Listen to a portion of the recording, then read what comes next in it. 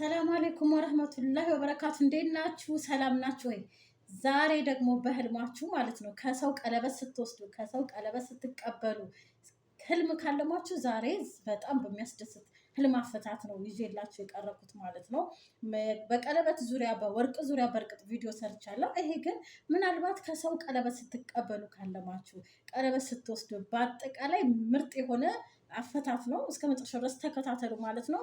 ላይክ ማድረጋችሁን አትርሱ። ሰብስክራይብ እያደረጋችሁ ፍቻችሁን ታገኛላችሁ ማለት ነው። ከዚህ በፊት ከሰራሁት ቪዲዮ ከሌለ እዚህ ጋር ይኖራል ማለት ነው። አሁን ወደ ህልሙ እንግባ። ለነጠላ ሴት ላላገባች ሴት ነው የምንፈታው ማለት ነው።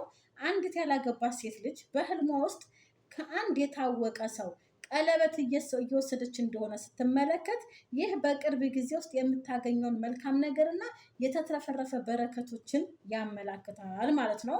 አንዲት ያላገባች ሴት ልጅ በህልሟ ውስጥ ከአንድ የታወቀ ሰው ቀለበት እየወሰደች እንደሆነ ካየች ይህ ማለት ተስማሚ የሆነ ሰው አግኝታ በብልጽግናና በደስታ ከሱ ጋር ትኖራለች ማለት ነው። የትዳር አጋር ተስማሚ ሰው ታገኛለች ማለት ነው። ከሆነ ከምታውቀው ሰው ቀለበት በህልሟ ስትቀበል ወይም ስትወስድ በህልም ከተመለከተች ማለት ነው። እሺ አንዲት ልጅ ያላገባች ሴት ልጅ በህልሟ ውስጥ ከአንድ የታወቀ ሰው ቀለበት እየወሰደች እንደሆነ ካየች ይህ ማለት ተስማሚ የሆነ ሰው አግኝታ በብልጽግና በደስታና በፍቅር ከሱ ጋር ትኖራለች ማለት ነው። ቅድም የገለጥኩትን ማለት ነው። ደግም የሚሆነው ይቅርታ። አንዲት ልጅ በህልም ከምታውቀው ሰው ቀለበት እየወሰደች እንደሆነ ካየች ይህ በቅርብ ጊዜ ውስጥ የሚያጋጥሟትን መልካም ክስተቶች ያመላክታል ማለት ነው። ከምታውቀው ሰው በህልሟ ቀለበት እየተቀበለች ወይም ደግሞ ቀለበት እየወሰደች እንደሆነ ካለመች ያላገባች ሴት ማለት ነው። አንዲት ልጅ በህልሟ ውስጥ ከምታውቀው ሰው ቀለበት እንደተቀበለች ካየች ይህ የሚያሳየው በቅርቡ ልቧን የሚያስደስት ወይም ደግሞ በጣም ደስ የሚያሰኛት መልካም ዜና ትሰማለች ማለት ነው።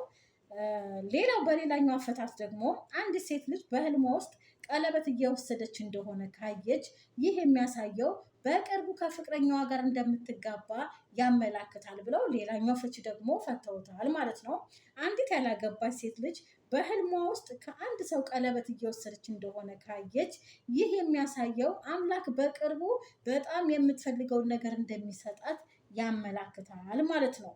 አንዲት ያላገባች ሴት በህልሟ ውስጥ ከአንድ ሰው ቀለበት ስትወስድ ስትመለከት በእውነቱ ከዚያ ሰው የምታገኘውን ድጋፍና እንክብካቤ ያሳያል ማለት ነው። አንድ ሰው በህልም ውስጥ ከአንድ ወንድ ቀለበት እንደሚወስድ ሲመለከት አንድ ወንድ ህልም አላሜ ከሌላ ወንድ ማለት ነው በህልሙ ቀለበት ሲወስድ ከተመለከተ ይሄ ፍቺ ምንድነው? በቅርቡ የሚያገኘውን ከፍተኛ ቦታ የሚያሳይ ምልክት ነው። ከፍ ያለ ቦታ በቅርቡ ያገኛል። ይህም ከብዙ ተደማጭነትና ከትልቅ ቦታ ካላቸው ሰዎች ጋር ይተዋወቃል፣ ይገናኛል ማለት ነው። አንድ ወንድ ከሆነ ወንድ ላይ ቀለበት ሲወስድ ካየ እንግዲህ ከፍ ያለ ቦታ ላይ ያገኝና ቦታ ያጋጥመዋል። እዛ ቦታ ላይ ደግሞ ከታዋቂ ሰዎች ጋር የመተዋወቅ እድል ያጋጥመዋል ማለት ነው። ፍቺው ባለትዳር ሴት በህልሟ ውስጥ ከአንድ ወንድ ማለት ነው ቀለበት እንደወሰደች ካየች ይህ የሚያሳየው ቤቷን ወደ ተሻለና ከፍ ወዳለ ቤት እንደምትለውጠው ወይም የተሻለ ህይወት እንደሚኖሩ ያመላክታል ማለት ነው። አንድ ወንድ በህልም ውስጥ ከአንድ ወንድ ቀለበት ሲወስድ ማየቱ በዙሪያው ካሉ ሰዎች ድጋፍና እንክብካቤ እንደሚያገኝም ያመላክታል ማለት ነው።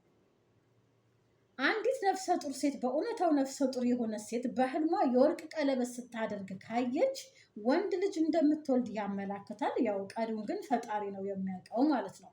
አንዲት ነፍሰ ጡር ሴት ነጭ የወርቅ ቀለበት ለብሳ በህልሟ ካየች ይህ የሚያሳየው ልጆቿ ከፍተኛ ስነ ምግባር እንዳላቸውና ይህም በሰዎች ዘንድ ከፍ ያለ ግምትና ከፍ ያለ ስም እንዲኖራቸው ያደርጋል ማለት ነው። ነጭ ቀለበት ነፍሰ ጡር ሴት ካለምሽ ልጅሽ ወደፊት በጣም ስነ ምግባሩ በሰዎች ዘንድ የታወቀ እና ትልቅ ስም እንዲኖረው የሚያደርግ ስም ይኖረዋል ማለት ነው።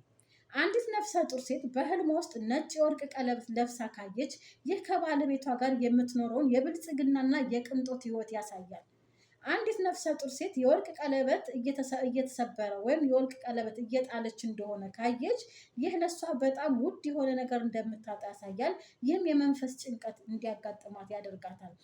የወርቅ ቀለበት ከእጇ ላይ ሲወድቅ ወይም ሲገነጠል ወይም ሲበጠስ ከተመለከተች ውድ የሆነ ሰው ታጣለች ማለት ነው። አንዲት ነፍሰ ጡር ሴት በህልሟ ውስጥ ግማሽ ወርቅና ግማሽ ብር የሆነ በግማሹ ወርቅ በግማሹ ደግሞ የብር የሆነ ቀለበት አለ አይደለ? በዚህኛው በኩል ብር በዚህኛው በኩል ወርቅ ሆኖ አንድ ነው እኮ ወርቅ ቀለበቱ ግን ሁለት አይነት ብርም ወርቅም ቅልቅል ያለው ለብሳ ወይም ለብሳ ካየች በግማሽ ወርቅ በግማሽ ብር ይህ የሚያመላክተው በሚመጣው ጊዜ ውስጥ በህይወቷ ውስጥ ብዙ መሻሻልና ብዙ ለውጦች ወደ ህይወቷ በጣም የሚያስደስት ለውጥ ወደ ህይወቷ እንደሚመጣ ያመላክታል። ብርና ወርቅ ቅልቅል ቀለበት ለብሳ ነፍሰ ጡር ሴት ከተመለከተች ማለት ነው። አንዲት ባለትዳር ሴት ሁለት ቀለበቶች እንደለበሰች ህልም ካየች ይህ የሚያመላክተው በጥሩ ጤንነት ላይ ያሉ መንትያ ልጆችን እንደምትወልድ ያመላክታል። ከዚህ በፊት ይህን ጥያቄ ጠይቄ ነበረ ፍቺውን ማለት ነው። እና ያው ሁለት ቀለበት ማድረግ ያው መንታ ልጆችን ነው የሚያመላክተው። እኔም እንደዛ ነው ለልጅቷ የመለስኩላት ማለት ነው። እሺ አንዲት ሴት ልጅ በህልም ራሷን የጋብቻ ቀለበት ለነጠላ ነው እንግዲህ ያላገባች ነጠላ ትበይ ብላችኋል። ላላገባች ሴት እነሱ ናቸው እዚህ ነጠላ ብለው ያሉት። አንዲት ያላገባች ሴት ልጅ በህልም ራሷን የጋብቻ ቀለበት ለብሳ ስትመለከት ይህ ከምትወደው ሰው ጋር ያለዋን ጋብቻ ያመላክታል። ወይም የምትወደውን ሰው ልታገባ ጊዜው እየቀረበ እንደሆነ ያመላክታል። የጋብቻ ቀለበት ላላገባች ሴት ልጅ ለብሳ ካየች የምትወደውን ሰው ታገባለች ማለት ነው። አንዲት ባላ ትዳር የሌላት ሴት በህልም ውስጥ ቆንጆና ማራኪ ቀለበት ለብሳ ካየች ይህ ፍቺ የሚሆነው በሚመጣው ጊዜ ውስጥ ታላቅና ልዩ ነገር እንደምታገኝ ያመላክታል ማለት ነው። አንዲት ትዳር የሌላት ሴት ልጅ ራሷን በህልም ቀለበት ስትሰብር ካየች ይህ በመካከላቸው ባለው አለመግባባት ምክንያት ከእጮኛዋ ጋር እንደምትለያይ ያመላክታል ማለት ነው። ቀለበት ራሷ ስትሰብረው ከተመለከተች በመካከላቸው ግጭት ተፈጥሮ በዛ ምክንያት ይለያያሉ ማለት ነው።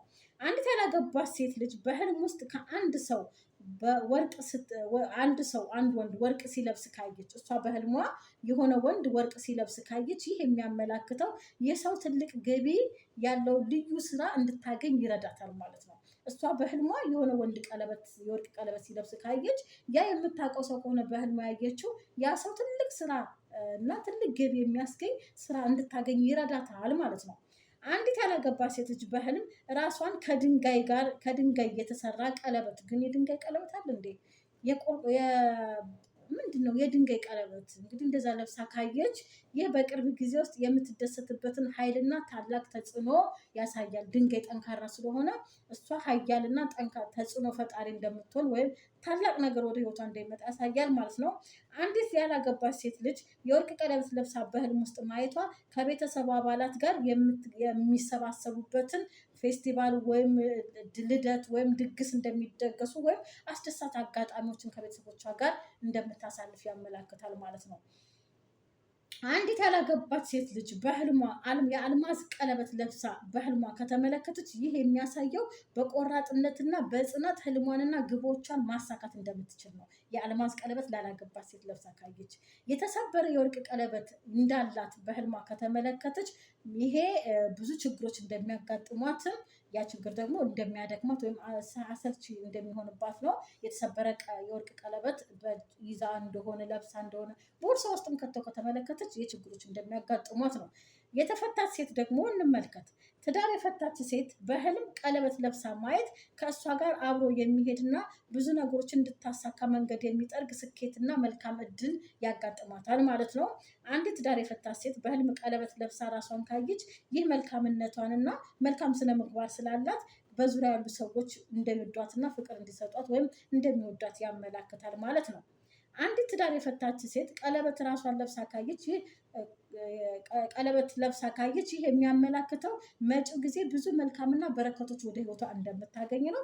አሁንም ይቺ የተፈታች ሴት በህልም ወርቅና ብር የያዘ ቅልቅል እንደቀድም ወርቅም ብርም የያዘ ቀለበት ለብሳ ካየች በስራ ከፍተኛ ደረጃ ካገኘች በኋላ ደስታ እንደሚሰማትና ስኬታማ እንደምትሆን ያመላክታል ማለት ነው። ለተፈታች ሴት እንግዲህ ለነፍሰ ጡርም ለተፈታችም ለነጠላም ሰርተናል ማለት ነው። ለወንድም ደግሞ የተወሰነ ነካ አድርገናል። በወርቅ ዙሪያ በአንዳንድ ነገሮች ዙሪያ በእርግጥ ሰፊ ቪዲዮ ሰርቻለሁ። እዛ ቪዲዮ ላይ ካጣችሁ ደግሞ ከዚህ ታገኛላችሁ። ለምሳሌ ከሰው ስትቀበሉ፣ ለሰው ስትሰጡ፣ ከሰው ስትወስዱ። ሌላው እዚህ ጋር ልጨምር የምፈልገው ምንድን ነው ቀለበት በህልም ሲሰበር ማየት በፍቅር ግንኙነት ያለ ሰው ያው እንደሚለያይ ነው። የቀለበት መሰበር ትዳር ውስጥም በእርግጥ በእውነታው እኛ እንኳን እንደዚህ ያጋጠመን ከምንፈታው ባለትዳር ሴት ቀለበቷ ሲሰበር ቀለበቷ ሲወድቅ ቀለበቷ ሲጠፋ ማየት ያው ከትዳር አጋሯ መለያየትን ነው፣ ወይም ደግሞ ብዙ እድሎችን ለማምለጥ ወይም ደግሞ አንዳንድ ችግሮች ወደ ህይወቷ ሊመጡ እንደሆነ የሚያመላክትም ሊሆን ይችላል። በአጠቃላይ ቀለበት ማግኘት ለተፈታች ሴት ትዳሯን አያመላክትም። ቅድም እንደገለጽ ነው ከስራና ከስኬትና ከለውጧ ጋር ነው። ለማን ነው ለነጠላዋ ሴት ደግሞ ትዳሯን ነው የሚያመላክተው፣ ስኬቷን ነው የሚያመላክተው። እንዲሁም ደግሞ ለነፍሰ ጡር ደግሞ እንዳያችሁት ነው የሴት የጾታውን የወንዱን ጾታ ወይም ደግሞ የምትወልዳቸው ልጆች ምን ያህል እንደሆነ ነው። በአጠቃላይ ያው በደንብ አድርጋችሁ ከተከታተላችሁ ፍቹን ታገኛላችሁ። ላይክ አድርጉ፣ ሰብስክራይብ አድርጉ፣ አሰስቱ። ላይክ ማድረጋችሁን አትርሱ። ሼር ደግሞ አድርጉ። በተለይ አረብ ሀገራት ያላችሁ እንደው ሼር አድርጉልኝ፣ ወደ አረብ ሀገር፣ ወደ ሌላ ሀገር፣ ወደ አውሮፓ ሀገር አድርጉልኝ። አውሮፓ ያሉት ግን ህልማዩ አንድ ሰው ከአውሮፓ እኮ የሚያይ የለም። ምንም 0%። ህልማዩ እስቲ ሼር አድርጉላቸው። ህልም ቢያዩም ደግሞ ቦታ አይሰጡትም ይሆናል። ምክንያቱም ስኬት ላይ ስለሆኑ ወይም ደግሞ የሚፈልጉት ቦታ ላይ ስለሆኑ ሊሆን ይችላል። እኛ ኢትዮጵያ ያለው ሰው ግን 24 ሰዓት ህልሙን ይከታተላል። ምክንያቱም ነገ ለውጥ ስለሚፈልግ ምን ሊያጋጥመኝ ነው፣ ምን ሊደርስ ነው ስለሚል የኢትዮጵያ ህዝብ ነው በብዛት ኢትዮጵያ ነዋሪ ነው የሚመለከተው። ኢትዮጵያ ነዋሪ እንጂ እኮ ሁሉም ዓለም ላይ ኢትዮጵያዊ ነው የሚያይ። ኢትዮጵያ ነዋሪ ደግሞ አየ ማለት 1 ብር አይከፍልም ማለት ነው። እኔ ደግሞ 70% ኢትዮጵያ ነው የሚያኝ። ምንም እየተጠቀምኩ አይደለም። ለአረብ ሀገር፣ ለአውሮፓ፣ ለሌላ ሀገሮች እባካችሁ ሼር አድርጉልኝ። ቻው፣ ደህና ቆዩ።